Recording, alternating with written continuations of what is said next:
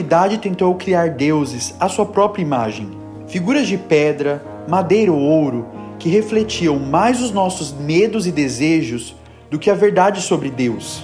Hoje, talvez os nossos deuses não se pareçam mais com estátuas antigas.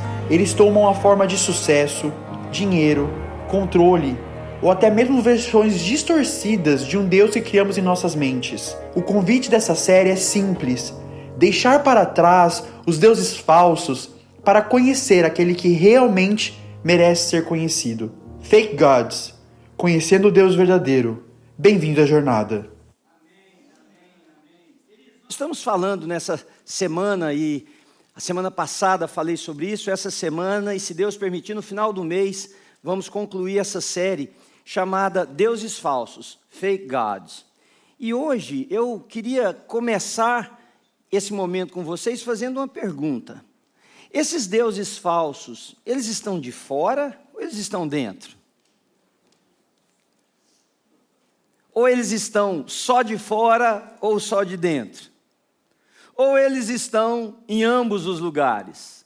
Construções da nossa mente como construções das nossas mãos. A gente faz uma estátua e dá a ela adoração. Está do lado de fora a construção da nossa mão. Mas e os deuses invisíveis, aqueles projetados, criados, desenvolvidos pelo nosso próprio coração, pela nossa mente, pelos nossos desejos, pela nossa interpretação sobre a vida? E esses deuses, você já parou para pensar sobre eles? Se eles não requerem a sua devoção, se eles não cobram a sua adoração, se você não está construindo altares para sua casa, ou na sua casa, perdão, para esses deuses, embora não tenha uma estátua dentro da sua casa, como a fé evangélica ensina que nós não devemos ter, porque a Bíblia nos ensina isso. Às vezes não tem nenhum ídolo lá dentro, como eu citei no exemplo da semana passada, de uma casa que eu trabalhava como house cleaner, que tinha um altar a diversos deuses. Talvez na minha casa, não tenha esse altar. Mas isso quer dizer que não existe deuses na nossa casa? Estranhos, deuses falsos? Ou isso quer dizer que não existam deuses na nossa vida? Olha o que o texto de Êxodo, capítulo 20, os versículos de 1 a 3 dizem para a gente. Essa é uma ordem de Deus num momento em que Ele vai citar aquilo que nós chamamos do decálogo, dos 10 mandamentos, da ordenança máxima do povo judeu. Ele diz assim: e Deus falou estas palavras, isso é Moisés que está falando, que recebeu de Deus. Eu sou o Senhor, o teu Deus, que te tirou do Egito, da terra da escravidão. Não terás outros deuses diante de mim. E é interessante como que nós conseguimos colocar naquilo ali, num desenho. Dizer que aquilo ali é a nossa idolatria. Não, existe um movimento, ou existiu um movimento histórico que retratava a arte através de desenhos. Aliás, antes de nós termos a escrita, o povo se comunicava por desenho. Eu não sei se você já viu isso. Nas cavernas, eles deixavam desenhos, e aqueles desenhos contavam uma história. Então, o iconolasticismo, que é a transmissão de conhecimento a partir de vitrais, de desenhos, de imagens, isso não é adoração, isso não é nada, isso é uma contagem de história artística. Mas é interessante como que esse texto, Deus está dizendo para o povo, que qualquer outro Deus que não seja Ele, e a resposta está já explícita, talvez você e eu não percebamos se não formos mais atentos, a razão pela qual Ele diz isso, que não devemos ter outros deuses diante dEle. Por quê? Porque todos os outros deuses são impotentes, são incapazes, está explícito. Eu sou o Deus que te tirei da terra do Egito, ou seja, eu sou o Deus que te libertou. Eu sou o Deus que quebrei as correntes, eu sou o Deus que consegue trazer vida, eu sou o Deus que traz liberdade, não existe outro que possa fazer isso. Agora, o importante para nós nessa manhã, que essa mensagem minha, eu queria que você tentasse identificar, não na minha vida, não olha para mim, olha para você, não na vida do seu vizinho, da sua mulher, do seu marido, de quem está aí perto, é tentar identificar se tem esses deuses na nossa vida diante do Deus verdadeiro. Se há em nós aquilo que nós acusamos tão veemente de quem se prostra diante de uma estátua, que é a idolatria, se não há isso na nossa vida? Porque há um escritor que eu gosto muito, ele escreveu uma coisa que eu acho interessantíssima. Ele diz assim: idolatria é transformar coisas boas em coisas supremas. Tudo que é bom e que toma um lugar maior, isso é idolatria. Idolatria não é amar coisas erradas, é amar coisas certas de forma errada. Isso é idolatria. Então, o marido pode se tornar uma idolatria. Aliás, vocês deveriam, mulheres, nos adorar mesmo, assim, de outra forma, né? Adorar no sentido, estão entendendo, né? Parar. Mas o adorar no sentido de assumir o papel mais que a beleza pode se tornar uma idolatria.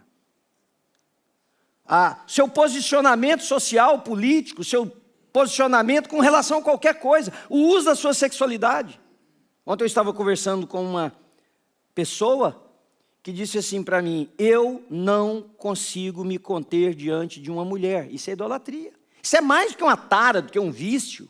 O sexo se tornou a razão pela qual a sua vida funciona, existe. Então veja, e eu vou recomendar, se você puder ler um livro do Tim Keller, que chama Counterfeit Gods.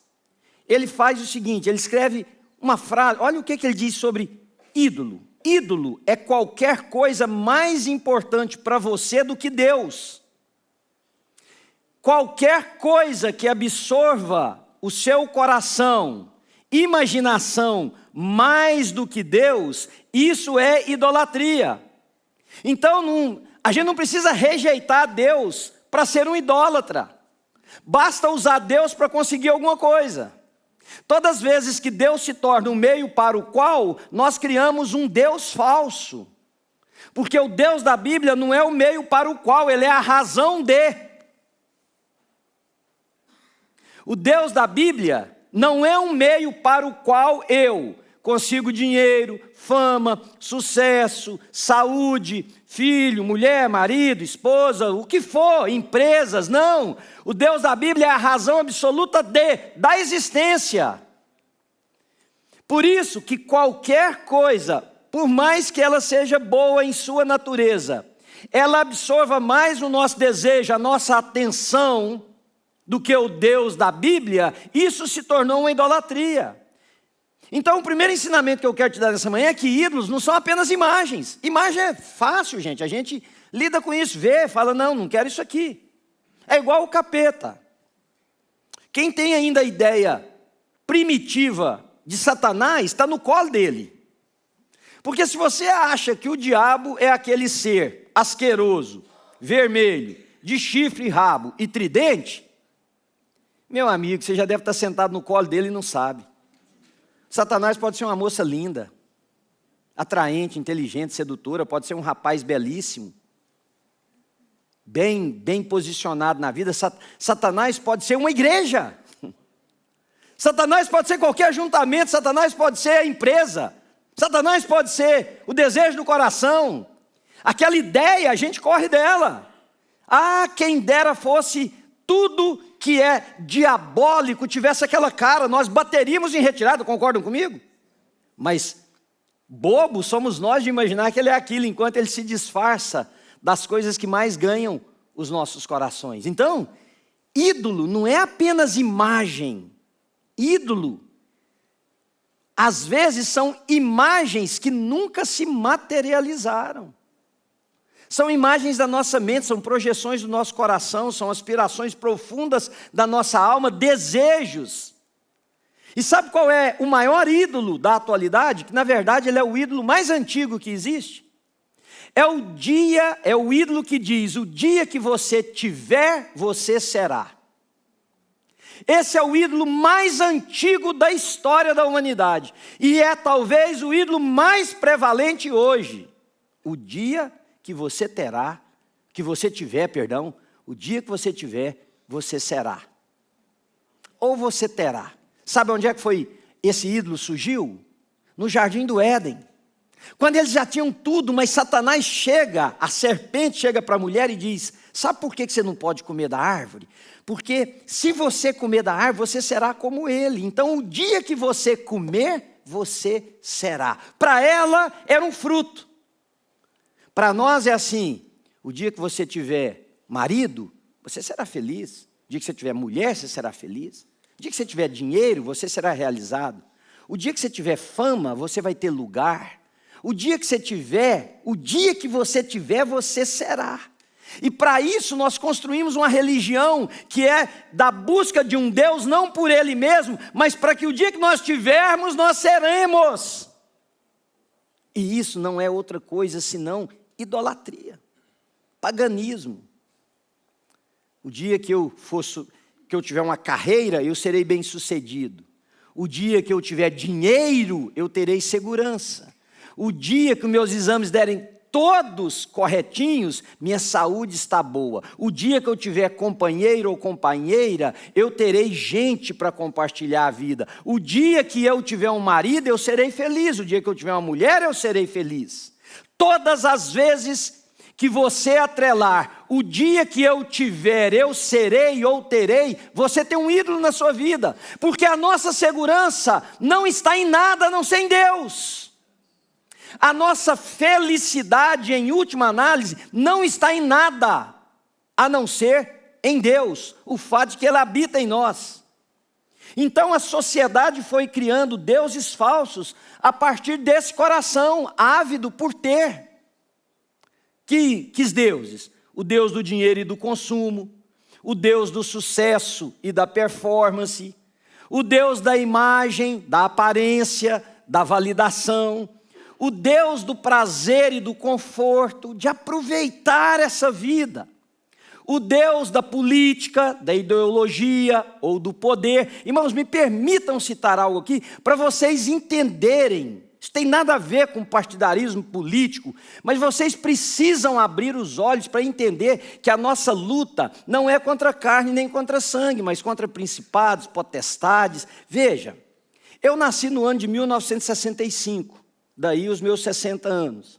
Ontem eu estava mexendo em alguma coisa em casa e achei duas fotos minhas.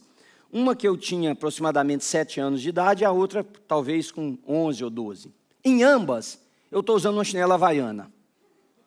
Não, escuta. As havaianas foram estabelecidas no Brasil em 1962. O Brasil passou por 3 regimes políticos constitucionais desde essa época, de 1962. O Brasil teve, nesses 3 sistemas políticos constitucionais, inúmeras siglas partidárias, algumas das quais, quem não for mais velho como eu, não vai nem se lembrar. Quem se lembra da Arena, por exemplo? Quem se lembra do MDB? Né? Quem se lembra dos movimentos? E todo mundo usava havaiana. Tinha ditadura militar, a gente usava havaiana. Tinha um governo de esquerda, a gente usava havaiana. Tinha um governo de direita, a gente usava havaiana. Porque a havaiana era a sandália Você está com medo de falar, né? De nós mesmo. Do pobre, gente. Havaiana, você acha que a havaiana se tornou calçado de elite? Não, quem era da minha época usava havaiana, quem não tinha.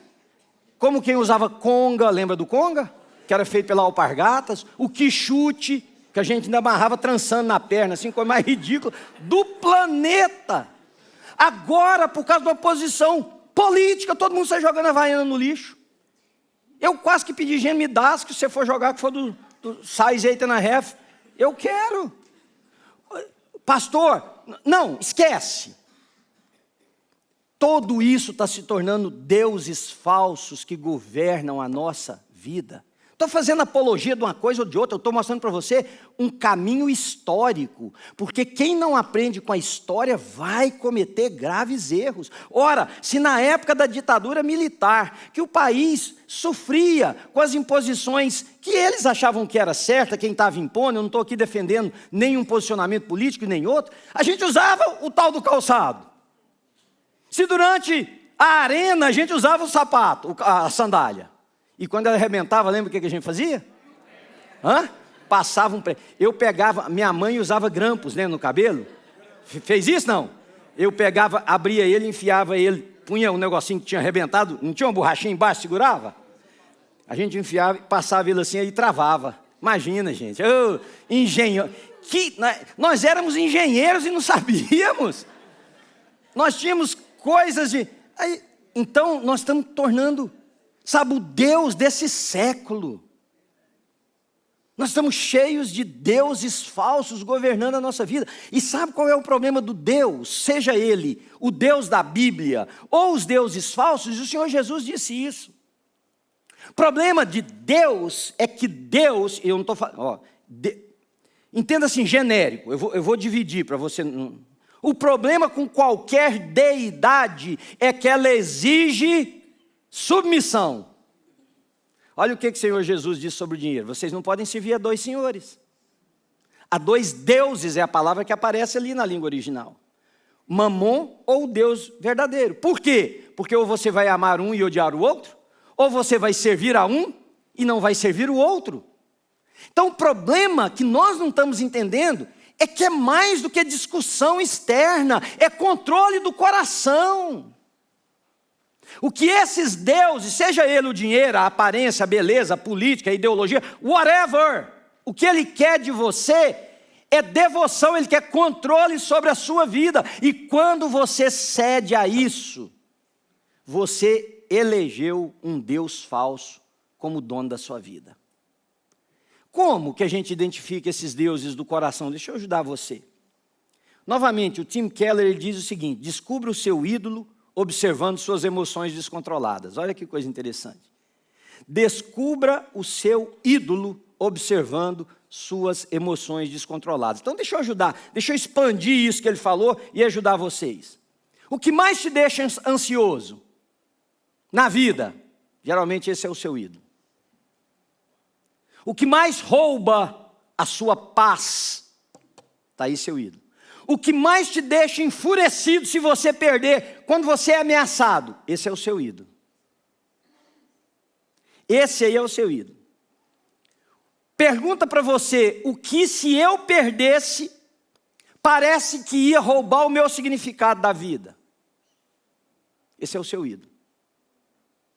Irmãos, a gente caminha numa linha muito fina, muito tênue aqui, inclusive com o risco de ofender alguém. Mas eu ouço histórias, porque grande parte da minha vida foi de ouvir pessoas, como conselheiro. Quantas, e agora as mulheres me desculpem, assim, é um exemplo de mulher, eu vou contar um de homem também. Quantas mulheres já sentaram comigo e disseram: pastor, eu nunca vou ser feliz enquanto eu não tiver um companheiro. Esse é o Deus da sua vida. E eu não estou dizendo que você não deve ter, eu acho que é maravilhoso, se você puder repartir sua caminhada com alguém. Assim como um homem. Como eu já ouvi de homem que diz o seguinte: enquanto eu não tiver um, e geralmente ele coloca um bem, minha vida não tem sentido. Sabe quando você diz assim: se tal coisa acontecer com a minha saúde, minha vida acaba? Eu tenho esse negócio na minha pele chamado vitiligo. Uma vez nós tivemos aqui na igreja um rapaz, muitos anos atrás, aliás, era lá na igrejinha ainda, e ele veio conversar comigo por alguma razão, e eu olhei assim na mão dele e falei: você tem vitiligo? Ele falou: tem, está começando. Aí ele me disse assim: pastor, se esse vitiligo meu crescer, vai ser a última vez que você, minha mulher, na época ele não tinha filho, minha mulher, minha família me veem. Se eu não tiver coragem de me suicidar, eu sumo. Quem é o Deus da vida dele? Se a sua saúde não estiver certinha, tudo desmorona. Quantos já abandonaram o Deus da Bíblia? Porque o casamento não deu certo, porque a empresa faliu, porque deu dízimo achando que ia receber muito de volta, não recebeu, porque enfrentou um problema relacional em uma igreja. Por quê? Porque era o Deus da sua vida, você saiu por causa disso. Seu Deus era a imagem, seu Deus era o dinheiro, seu Deus era a saúde, seu Deus era a pessoa. Tudo que destrói sua identidade, tudo que te faz falar assim: a vida não vale a pena, tudo que te faz falar assim: Deus não cumpriu o papel dele para comigo, é um Deus falso que você criou para a sua vida. O problema é que a religião deseja o Deus falso. A maioria de vocês deseja um Deus falso. Porque é o Deus que te promete resolver todos os problemas da sua vida. Olha a frase do Éden: o dia que você tiver, você será. Nós transformamos ela, que o dia que nós tivermos esse Deus agradado de nós, Ele vai fazer todo favor para a nossa vida. Então a gente tenta agradá-lo da maneira, compra Ele com dinheiro, reza muito, bate muita palma, faz não sei o quê, porque o dia que Ele se agradar, Ele vai resolver. Então, cuidado, para que as coisas na sua vida que você diz que são apenas importantes, não seja exatamente o Deus falso que você está edificando para você. Muito cuidado, muito cuidado. E hoje nós temos os novos altares, que já não são mais uma pedra, quando tem... Eu fiz um caminho no mês de outubro, onde eu andei quase 150 quilômetros num projeto pessoal, e eu passei por altares, mas eu vi altar de tudo quanto é jeito naquela rota. Eu vi altar que era pedra, eu vi altar que era imagem, eu vi altar que era quadro, eu vi altar que era uma planta, eu vi altar de todo jeito. Mas vocês já pararam para pensar que nós temos novos altares hoje, que não estão do lado de fora, eles estão do lado de dentro? Você já pensou que a sua rede social é o seu altar? O altar de validação de quem você é? Você já parou para pensar que o celular é o seu altar, quando ele governa todo o seu tempo, as suas emoções e o uso dos seus dons e talentos? Você já parou para pensar que o seu, esse aparelho aqui seu? Você já parou para pensar que a igreja pode ser o seu altar? Quando você a usa apenas para se aproximar de uma deidade que está distante, para requerer dele o que você quer? E não um lugar para se aprofundar no relacionamento do Deus que é o seu Pai? Vocês estão me entendendo aí atrás, queridos? Não. Então, esses novos altares existem, sabe? E assim, eu vou dizer algumas coisas que vai acertar em alguém. Aliás, eu preciso confessar que vai acertar, porque eu estou pensando aqui algumas coisas, não posso mentir, né? Mas esse que eu estou pensando, às vezes não é você, às vezes é, mas às vezes não é você. Porque a minha vida é pensar a existência diante da Bíblia. Qual é o ponto, se não é sua profissão? Presta atenção comigo. Se não é sua profissão, por quê? Se é sua profissão, você vai usar isso. Qual é o ponto de você, homem ou mulher, chegar numa academia, ajeitar, eu não posso agachar, ajeitar seu telefone lá, vem para cá, dá uma olhadinha para ver se está pegando bem o bumbum, os negócios todos e começa.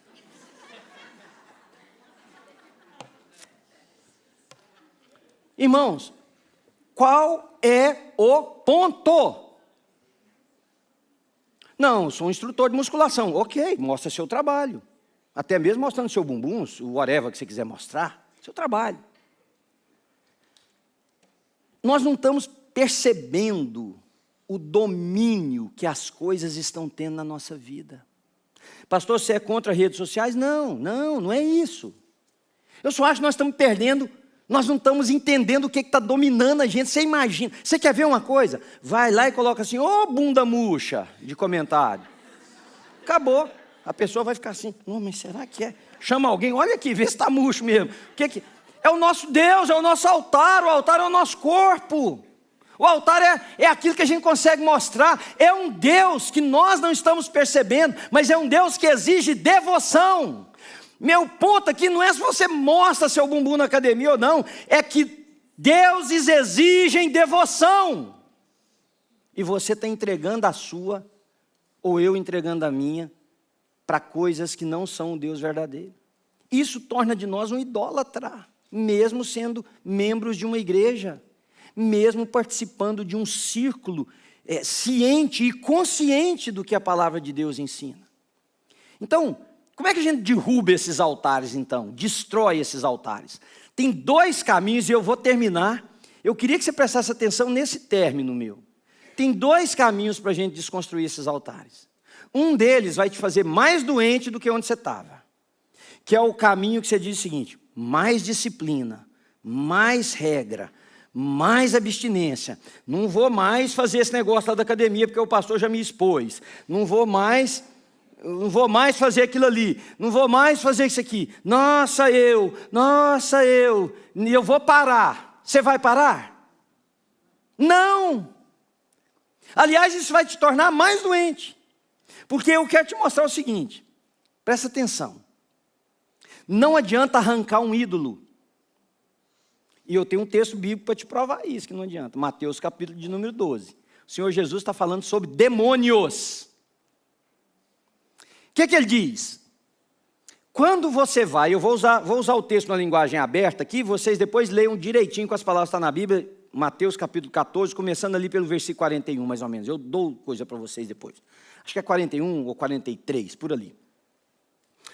O Senhor Jesus diz assim, quando você chega numa casa e expulsa o demônio daquela casa, conhece o texto? Sabe do que eu estou falando? Quem não tem conhecimento com a Bíblia, escuta aí numa forma de história. O Senhor Jesus comparou o morador de uma casa com um espírito demoníaco.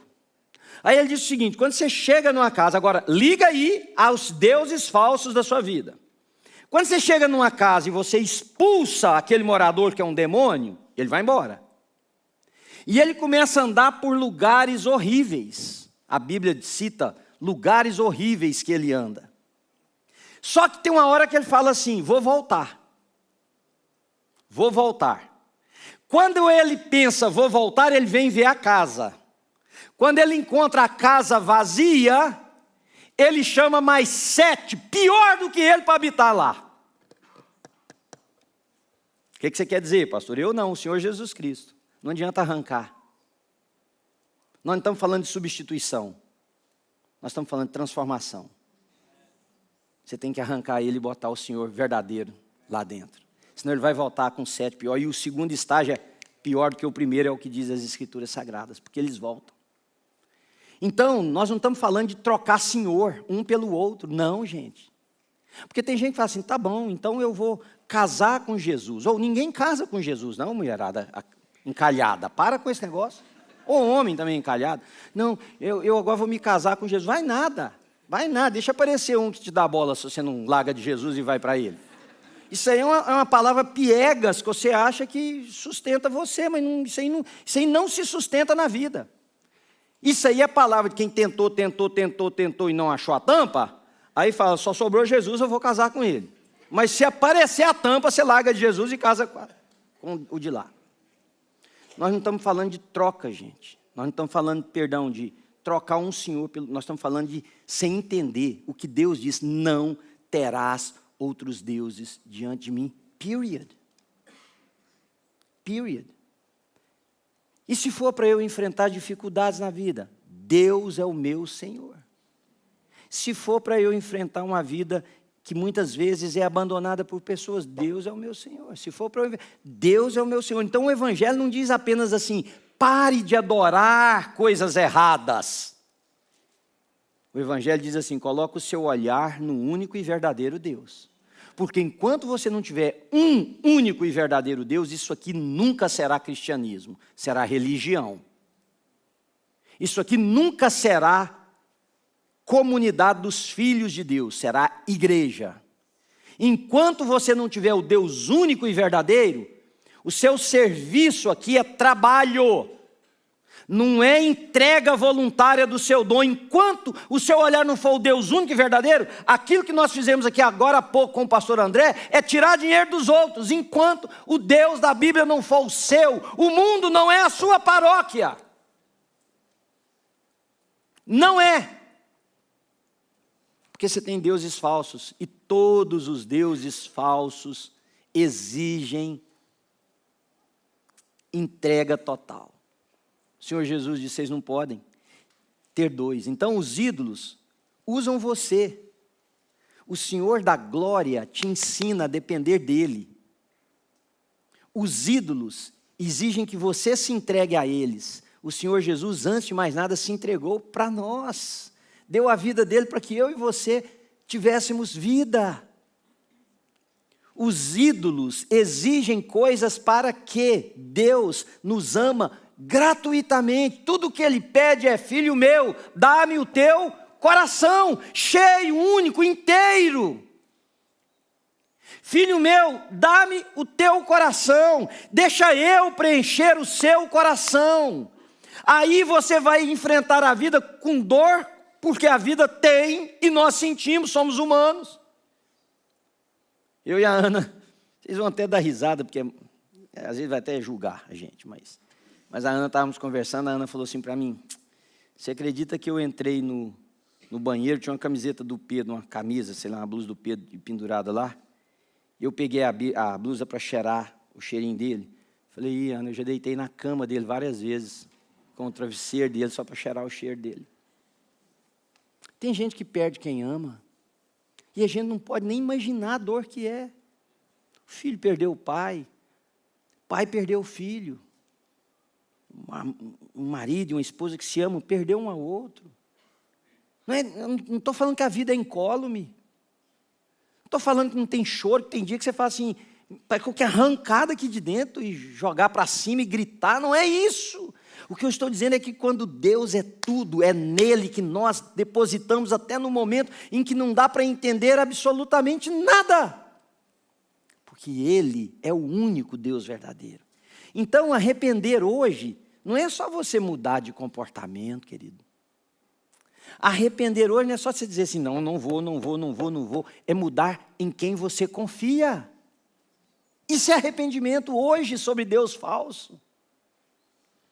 E olha, cuidado, porque tem muito Deus falso que se manifesta em carências absolutamente positivas e corretas. Só que tudo o que assume o lugar da confiança, lá no livro de Provérbios diz assim, confia no Senhor Provérbios capítulo 3, confia no Senhor de todo o teu coração e não te estribes, né, aquilo que a gente faz no cavalo, a gente monta e põe o pé no estrivo, não te estrives no seu próprio entendimento. Reconhece o Senhor em todos os seus caminhos e Ele endireitará as suas veredas. Não seja sábio aos teus próprios olhos, teme ao Senhor. Ou seja, o que os deuses falsos oferecem, nós temos em Deus. O problema é que a gente fala assim, vai que Deus, né? É a história do cara que teve um pesadelo e ele confundiu, não sabia que era um sonho, e ele estava caindo num despenhadeiro horrível. Aí, lá pelas tantas do sonho, ele conseguiu passar a mão assim numa raiz, e segurou-se numa raiz assim, e na cabeça dele o despenhadeiro estava muito longe para baixo, e ele começou a gritar, Deus, me ajuda. Aí Deus disse, sim, estou aqui. Senhor, me ajuda, olha aqui a situação que eu estou. Aí Deus disse para ele assim, larga da raiz. Aí ele falou assim, não tem nenhum outro Deus aí em cima, não? Às vezes a resposta de Deus não é o que nós queremos. Por quê? Porque o compromisso de Deus, e isso é que dói na gente, querido, o compromisso de Deus não é fazer o que a gente quer, é nos transformar naquilo que Ele quer. Aí você pode falar, não tem outro Deus aí em cima, não? Lá em cima não, mas tem um outro que se você procurar, você acha. Né? Então, pare de confiar em deuses que não salvam, pare de descansar em deuses que são efêmeros, passageiros. Deposite seu coração só em Deus. Eu queria terminar o nosso culto, eu tenho 2 minutos e 43 segundos lá para a gente terminar.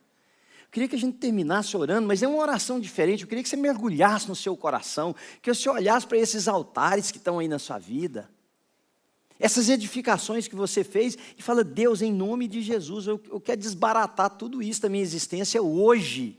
Vamos fazer isso? Você pode fechar os seus olhos? Pai querido, nós nos rendemos na Tua presença nessa manhã. Eu oro para que a Tua palavra, que eu tentei explicar, ela consiga chegar aos corações, Senhor, que ela tenha ultrapassado os ouvidos, que ela encontre lugar naquilo que transforma, que o Teu Espírito ponha a Tua palavra, para que elas, ó Deus, possam destruir fortalezas. Mas hoje eu oro pela nossa comunidade, Senhor, para que aqui juntos haja uma consciência absoluta de quantos deuses falsos estamos levantando na nossa vida, Senhor. Deuses que têm a ver com consciências que nós inclusive defendemos dizendo que é certo, mas não é pelo fato de ser certo que pode ser um Deus. Oh Deus, atrai-nos para o Senhor. Para o Senhor e para o Senhor somente. Ajuda-nos a fazer a oração de Santo Agostinho, Senhor, inquieto estará o meu coração enquanto eu não aprender a descansar no Senhor somente. Deus querido, que cada um de nós entenda que o propósito é te conhecer. E ao te conhecer, todos os outros, tudo na vida se torna menor. Porque como nós cantamos, o Senhor é o bem mais precioso. Só que às vezes a gente canta só da boca para fora. O Senhor é o bem mais precioso. Eu quero abençoar a nossa comunidade, Senhor. Eu quero te pedir graça e favor sobre nós. Eu quero pedir amadurecimento. Eu quero pedir, ó Deus, os dons do Espírito sobre a nossa comunidade, em pessoas que são maduras para receber e usar, em gente que anda com Deus. E eu queria pedir que você, se você pudesse ficar de pé agora, eu quero te abençoar.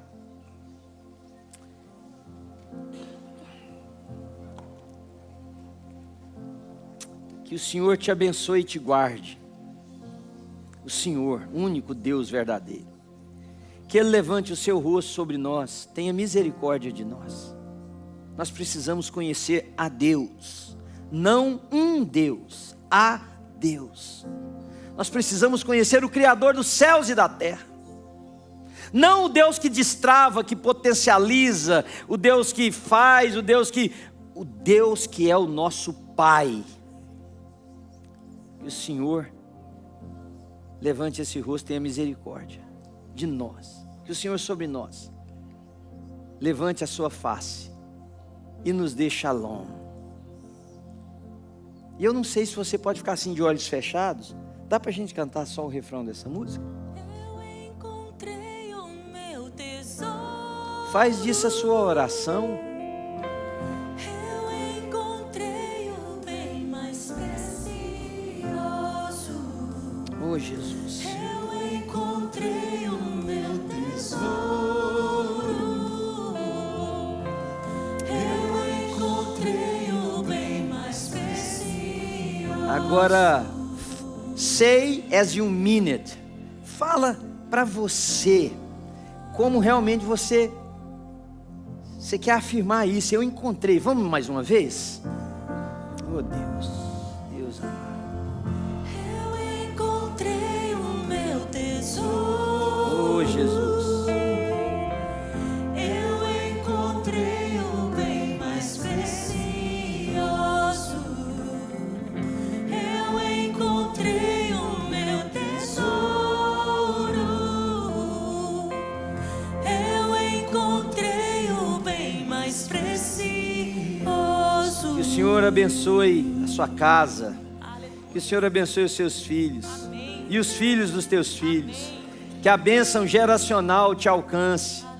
Que o seu casamento, que as suas relações, que as suas finanças, que a sua saúde, que a sua empresa, que tudo que é seu seja tocado, abençoado pelo Senhor.